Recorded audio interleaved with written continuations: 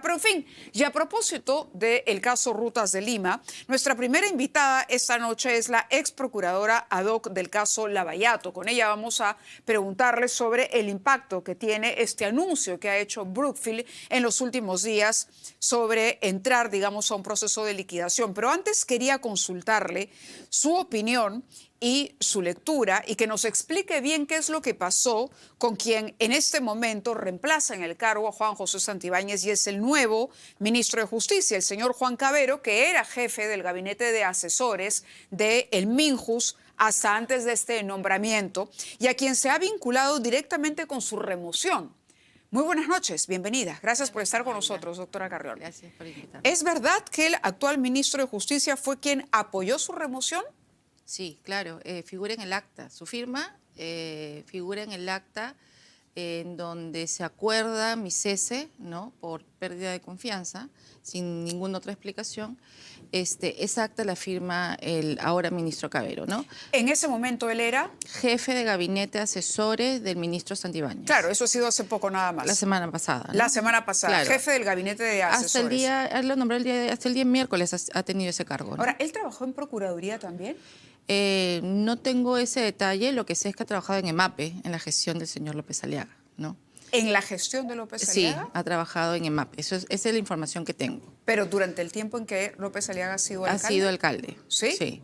¿Y usted cree que por ahí hay algún vínculo? Porque usted atribuyó justamente al alcalde, ¿no?, la presión para que finalmente fuera removida. Correcto. Y lo he dicho no solamente porque es un tema especulativo, sino porque en el acta que firma el señor Cavero también figura como antecedente que se discute mi cese a partir de los pedidos, y lo dice ahí, 2.5. Vamos a atender los pedidos del alcalde de Lima, Rafael López Aliaga. Cuando entra a discusión el Consejo, que son 3 miembros, el miembro de Contraloría, el señor Cavero por Ministerio de Justicia y la procuradora Carhuajulca, finalmente toman la decisión de, en atención a esos pedidos del alcalde y un informe legal que recoge los pedidos del alcalde, toman la decisión de cesarme por pérdida de confianza. Entonces está directamente vinculado. ¿Está ¿no? su caso ahora? Porque usted nos comentó la última vez, luego de ser destituida, que iba a iniciar un proceso para que se revaluara. Estoy en ese proceso, estoy en ese trámite, digamos, ¿no? Para poder presentar esta acción de amparo, para evidenciar obviamente que esa causal de pérdida de confianza finalmente no ha sido tal, sino ha sido una causal de injerencia política. Correcto. También quería pedirle su opinión. Estuvo con nosotros el fiscal José Domingo Pérez al inicio de la semana. El actual fiscal de la Nación, interino, el doctor Tomás Gálvez, ha anunciado o ha puesto en tela de juicio, por lo menos, ¿no?, la eficiencia de los equipos especiales y les ha atribuido la injerencia política en haberse convertido, ha dicho, en instrumentos de injerencia política. Usted no ha sido claro parte porque no es fiscal, pero ha sido procuradora ad hoc para el caso Lavallato, ¿no? Y ha trabajado directamente con los fiscales de este equipo especial, ¿no? Ustedes han ido a Brasil, su predecesor también, para finalmente firmar ese acuerdo de colaboración eficaz. ¿Qué pasaría o cuál sería el impacto de la desactivación tanto de la Procuraduría? Porque digo, por extensión, uno puede suponer que no solamente al desactivar los equipos especiales, también podría desactivarse la Procuraduría ad hoc. ¿Ha recibido usted información en ese sentido? ¿Cree que esa es una intención que hay detrás? Ese es un riesgo latente que tenemos en este momento, o sea, que tiene la Procuraduría ad hoc, ¿no?, a la cual yo lideré, porque presupuestalmente ya la han reducido a la mitad del personal. ¿Cuándo se prácticamente. produjo la reducción? Después de mi salida. ¿No? Ahí, inmediatamente, sí, usted sale sí. y se ha reducido el personal. Claro, porque han comunicado que ya no hay presupuesto, ¿no? Entonces, ya no hay presupuesto porque tú sabes que las entidades públicas trabajamos con personal casi y personal locadores, ¿no? Lo que han informado es que ya no hay más dinero para contratar a los locadores, que era la mitad de la fuerza laboral en la Procuraduría, ¿no? Eran alrededor de 60, creo que están quedando con entre 30 y 35 personas, ¿no? Entonces te imaginarás que la carga, ¿no?, que tenemos de los casos, para atención de los casos que hay diligencias diarias, obviamente se va a ver afectada porque no está el personal que nos ayuda o que ayudaba para el tema de esta atención. Entonces, ahí hay un primer elemento serio, grave, y antes de mi salida, lo que se había comunicado es que también nos quitaron o desactivaron o nos dijeron que el equipo técnico que sustentaba la Procuraduría, esta que está integrada por contadores, financieros, economistas, ¿no?, que nos ayudaban a entender los casos y presentar las pericias, tampoco ya no podíamos seguir contando con ellos porque se lo llevaba la Procuraduría General del Estado. Entonces ha comenzado poco a poco. ¿Diría usted un desmantelamiento? Un desmantelamiento de la Procuraduría ad hoc, ¿no? Sobre todo porque no estamos hablando de una Procuraduría cualquiera, es una Procuraduría de casos emblemáticos, sensibles, de información sensible, con colaboraciones eficaces corporativas, pero además que viene involucrado, tú decías al inicio de tu comentario, la mayor parte de los grupos políticos están incluidos en el caso de Lavajato. Los funcionarios públicos de alto perfil que dirigieron ese país están incluidos en el caso de Lavajato. No son casos cualquiera. Entonces, lejos de fortalecer una Procuraduría que además ha venido funcionando, además ha venido dando éxitos, logros, resultados. No es una Procuraduría deficiente. Entonces, lo que correspondería como titular de la entidad es fortalecerla, habilitarle recursos para que siga haciendo por ese lo trabajo, menos hasta ¿no? que concluyan los juicios en marcha. Por lo menos que concluyan los juicios. Hemos iniciado los juicios. Tenemos 5 o 6 sentencias después de juicio. Pero estamos iniciando Villarán. Van a iniciar otros juicios dentro de poco. Entonces, en ese contexto, reduces personal. En ese contexto, quitas el equipo técnico, ¿no? Entonces, es bastante sintomático lo que está pasando, digamos, en la Procuraduría ad hoc. Por eso es que yo he advertido cuando apenas me retiraron que el riesgo de la Procuraduría ad hoc es que quieran desactivarlo y que esos casos pasen eventualmente a la Procuraduría Anticorrupción. Por el momento, no se... el fiscal Tomás Gálvez ha dicho que en el caso, por ejemplo, del doctor José Domingo Pérez, que maneja justamente la acusación contra Villarán, no lo saca porque, a ver, en pleno juicio, retirar al fiscal es como un poco desatinado, ¿no? Simplemente para ver el caso. ¿Qué cree que va a pasar al final? Además, él como interino dijo que habría que esperar todavía cómo se resuelve el caso de Delia Espinosa, la fiscal actual, que sigue siendo fiscal, pero está suspendida. Los equipos especiales, como el equipo especial Lavajato, el equipo Cuellos Blancos, los equipos especiales que tiene la Fiscalía, primero tienen una base legal, hasta donde entiendo, en donde la Fiscalía los puede crear casualmente para que atiendan casos específicos. Porque por ahí escucho un comentario de, pero si esos casos son de corrupción, son de lavado, entonces claro, que pasen al sistema de corrupción, que pasen al sistema de lavado. Eso es lo que dijo en una entrevista. Pero, dijo que eso que marca una diferencia, pero que en realidad todos los fiscales están capacitados para tocar todos los temas. Claro, pero el caso Lavajato, que es un caso de gran corrupción, pero que tiene delitos además conexos que concurren con el delito de corrupción, es un caso que tiene una transversalidad de delitos. Es decir, no solamente hay corrupción en un caso, hay lavado de activos, hay crimen organizado, ¿verdad? Organización criminal, hay cohecho, hay colusión, o sea, hay delitos de corrupción, de lavado, de organización criminal y otros conexos por lo menos. Entonces, uno no puede estar desmembrando pues el caso, ya, lo de corrupción que lo ve el sistema de corrupción, el de lavado que lo ve el de lavado, el de crimen organizado que ve No, para eso se crean los equipos especiales para que atiendan los delitos que concurren a un caso específico, en este caso el caso de Lavajato. Por eso es que sí es bien importante que los equipos especiales se mantengan hasta que concluyan el trabajo. La experiencia ¿Y cuándo concluye el trabajo? El trabajo... Cuando se produce la condena cuando se producen las condenas, por lo menos las primeras condenas en primera instancia, que es donde está la carga mayor de prueba, ¿verdad?, en el juicio oral, que concluyen las primeras condenas y luego, bueno, las apelaciones, ¿no?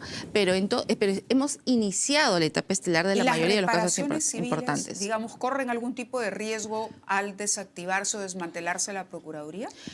Mira, porque ustedes lo que ven es eso. Nosotros vemos las reparaciones civiles, solamente a manera de ejemplo. Caso Lavajato, primer acuerdo de colaboración, año 2019, hasta la fecha, del 2019 hasta acá, 25 sentencias, 1.500 millones de reparación civil, impuestos en 6 años, desde la primera sentencia, que fue la sentencia de Odebrecht. Se ha cobrado de los 1.500, 310, y este año entra 75 más de 400 millones de soles, en 6 años. Caso Fujimori y Montesinos, ¿verdad? Lo pongo como ejemplo porque es la referencia del caso de corrupción mayor antes del Lavajato. En 20 años, 1.500 millones de impuestos en sentencia. ¿Cuánto se ha cobrado? 60 millones. Y no se va a poder cobrar más porque el patrimonio y el dinero ya no está de los acusados ni de los sentenciados. Entonces, primero, tienes un equipo especial que está funcionando, que las reparaciones civiles se están cobrando de manera efectiva a favor del Estado, y que ya tiene un procedimiento, digamos, para poder hacer este trabajo, que ha costado años años construirlo, porque la Procuraduría DOC tiene 8 y medio años de formada. Entonces, si la pregunta es, ¿qué va a pasar con las reparaciones civiles? ¿Queremos volver al esquema anterior? ¿Queremos tener esos 20 años con un cobre de 60 millones y 1.500 impuestos o queremos tener 1.500 millones y a la fecha casi 400 millones que van a ser cobrados a fin de año? Entonces, hay que ver qué cosa es eficiente para el Estado en el cobro de reparaciones civiles. Ahora, quería preguntarle particularmente por el anuncio que ha hecho el Fondo de Inversión Brookfield de iniciar un proceso de liquidación. Un proceso de liquidación que ha celebrado el alcalde al tiempo en que el que además ha coincidido con o ha aceptado, digamos, este anuncio hecho por el fiscal José Domingo Pérez de asistir, ¿no?, ser testigo en el caso contra la señora Villarán para hablar del perjuicio de esa concesión en particular a la Municipalidad de Lima. Pero el señor López Aliaga ha celebrado la liquidación de Rutas de Lima, ¿no? Y ha dicho finalmente un corrupto menos que se va. Ahora, Brookfield va a recurrir a un arbitraje, a un nuevo arbitraje, ¿no? Y hay quienes dicen, al final vamos a terminar con una deuda, ya la deuda de la municipalidad al momento, tenía las cifras por aquí, es altísima. Sí. Es decir, me parece que compromete los próximos 20 años de la gestión municipal, Sí, por lo menos. Pero ahí también hay que tomar en cuenta que compromete las siguientes, por lo menos de los informes que yo escuché, las 3 gestiones ediles siguientes, posteriores, pero con una particularidad, que los laudos que gane cualquier inversionista o cualquiera de estas empresas que demanda a la municipalidad o al Estado peruano, los tiene que pagar el Estado peruano. No los paga necesariamente la municipalidad. Va a suceder que cuando se tenga que pagar esos arbitrajes o esos laudos arbitrales, sea el Ministerio de Economía y Finanzas que tenga que provisionar un dinero o ese monto para poder hacer pago de esos laudos. ¿Tiene usted información de cuántos arbitrajes hemos perdido? En Rutas de Lima, ya 2 que han significado $200 millones, hasta donde entiendo, digamos, con esta última decisión. Ya les debemos 200 millones de dólares porque la semana pasada tuvimos la noticia de la jueza de Washington que indicó que declaraba infundada la anulación de esos laudos. Por lo tanto, se supone que queda firme y hasta donde entiendo... Pero creo que iban a Francia. No, es que esa es Ruta de Lima. Francia es lo de Línea Amarilla, Ya, es la otra concesión. Es la otra concesión, ¿no? sí. Por las noticias públicas que he escuchado, la municipalidad ha dicho que ya no va a insistir apelando o recurriendo este laudo que ya dijo la jueza en Estados Unidos que ya no, que queda firme, ¿no? Entonces, lo que va a pasar es que tiene los $200 millones que ahora tienes que pagar a Ruta de Lima porque finalmente así lo ha dispuesto. Pero por esta liquidación, por el perjuicio, por no cobrar los peajes y por... Claro, por el cumplimiento del contrato, Sí. Están pidiendo compensaciones, pero por lo que pasó antes, ¿verdad? Estos son laudos o arbitrajes que vienen desde la gestión pasada del alcalde Muñoz. Pero en la gestión del alcalde López Aliaga se inició un arbitraje más, ¿no? Rutas de Lima es el tercer arbitraje que ahorita está en trámite. Y ahora hemos conocido que Brookfield también ha demandado, porque ya inició Brookfield un arbitraje de inversión, ¿no?, que lo está litigando el Ministerio de Economía y Finanzas. Entiendo por $2.800 millones, ¿no? Porque ahí creo que está demandando toda la inversión de la concesión y la concesión iba hasta el año 40. Entonces, eso lo están litigando también. Y por el anuncio que ha hecho Brookfield, entiendo que hay un nuevo arbitraje que van a iniciar con ocasión al anuncio de disolución. Ahora, y yo le pregunto, y en tanto desaparición de la usted, empresa, procuradora, ¿no? De pronto, cuando el alcalde dice, yo celebro, ¿no? Y por supuesto estoy complacido a través de su abogado de asistir al juicio, ¿no? Porque se va a demostrar finalmente que hubo corrupción en la firma de esos contratos. Entendería que de alguna manera la Fiscalía y la Procuraduría le darían la razón al alcalde cuando él menciona que hay corrupción.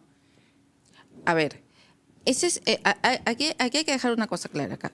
Nosotros venimos participando, o sea, la Procuraduría de DOC ha venido participando en los casos de las concesiones Ruta de Lima y Línea Amarilla, que están siendo investigados estos proyectos por hecho de corrupción. Y nosotros sí podemos, digamos, dar fe que evidencia de corrupción en esos procesos hay, que es la que se va a examinar en los juicios. Correcto, pero o sea, como procuradora, ¿por qué en este momento usted está advirtiendo del peligro de esos arbitrajes que finalmente van a revertir en contra del Estado peruano? Claro, o sea, a pesar de la corrupción. Quisiera que nos explique esa contradicción aparente.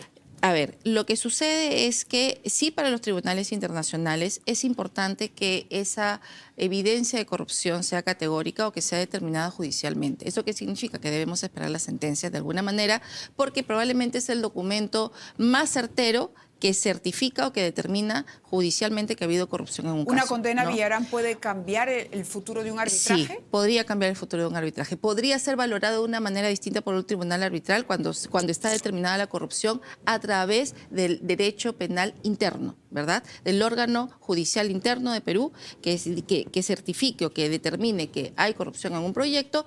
Eso sí puede ser valorado de una manera distinta por un tribunal internacional, porque internamente ya solucionaron su tema de corrupción, está determinado que hay corrupción, entonces eso sí lo puede valorar el Tribunal Internacional.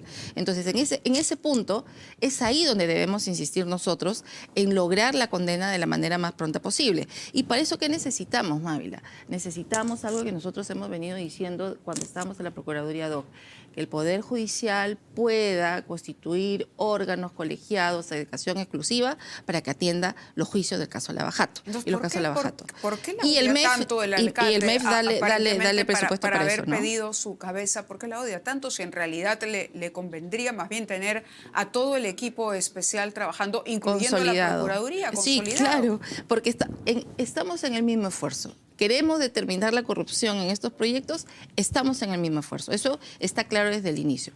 Sino que el alcalde ha preferido tomar unos atajos, por decirlo de alguna manera, no siguiendo todos los pasos legales, las normas procesales, lo que establece el derecho penal o el derecho peruano, ¿no?